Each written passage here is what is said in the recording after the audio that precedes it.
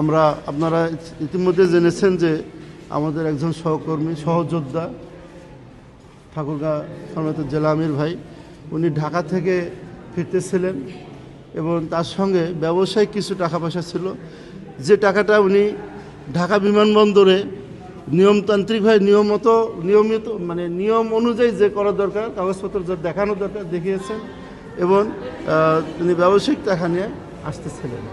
যেখানে নির্বাচন আচরণবিধিতে এরকম কোনো কিছু নাই যে ব্যক্তিগত ব্যবসায়িক টাকা কেউ নির্বাচনকালীন সময় কেউ পরিবহন করতে পারবে না। এটা ইসি স্পষ্ট যে আমার কাছে আছে, ইসি স্পষ্ট বলেছেন যে এই ধরনের কোনো নির্দিষ্ট কোনো সীমারেখা নেই যে কেউ ব্যক্তিগত টাকা পরিবহন করতে পারবে না, নিতে পারবে না, এই ধরনের কোনো নির্দিষ্ট এখানে আচরণবিধির কোনো কিছুই বিঘ্ন হয়নি। কিন্তু আকিস সিমেন্টে তৈরি এ বাড়ি, সিমেন্টে লোহার শক্তি। আয়রন স্ল্যাগ সমৃদ্ধ আকিস সিমেন্ট, সিমেন্টে লোহার শক্তি।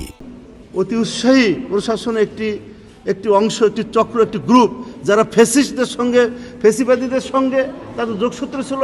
এখন এই প্রশাসন রন্ধে কিছু কিছু ফেসিবাদ আছেই, তারা পরিকল্পিত একটা বয়োবৃদ্ধ লোক, তাকে দেখতেছেন যে তাকে আজকে সিসিতে ভর্তি করতে হয়েছে। অত্যন্ত দুঃখজনক ও বেদনাদায়ক বিষয়। আমরা চাই আল্লাহ রাব্বুল আলামিন তাকে সুস্থ দান করুক, কিন্তু এই ঘটনার সঙ্গে কেন তাকে হেনস্থা করা হলো এর ব্যবস্থা প্রশাসন নেবে, নইলে জনগণ এর ব্যবস্থা আমরা নিজ হাতে নেব ইনশাআল্লাহ।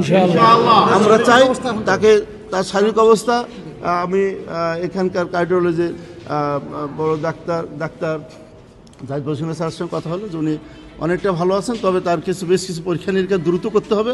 কিছু পরীক্ষা তাৎক্ষণিকভাবে করেছেন, আরও কিছু পরীক্ষা নিরীক্ষা করতে হবে।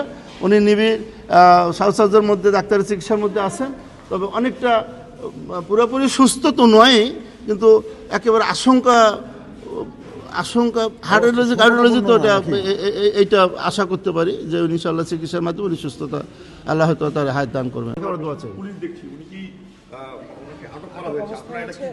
পুলিশ কিছুই বলতেছে না, পুলিশ আছে। আমার প্রথমে দেখে আর্মি আসছে, আর্মি এখানে চলে গেছে। পুলিশ হয়তো আর্মিরা যেহেতু নিয়ে এসেছে তাকে হয়তো এই জন্য কোনো আটক অবস্থায় উনি নেই, উনি স্বাভাবিকভাবে চিকিৎসার জন্য আছেন, উনি আটক অবস্থায় নেই, ওনাকে অ্যারেস্ট করা হয়নি, আটক করা হয়নি। উনি কোনো অপরাধী না, কোনো অপরাধ করেন নাই। এখানে একটা ওই যে বললাম বিশেষ একটা চক্র তাকে হেনস্থা করার জন্য এটা করেছে, হয়রানি করার জন্য।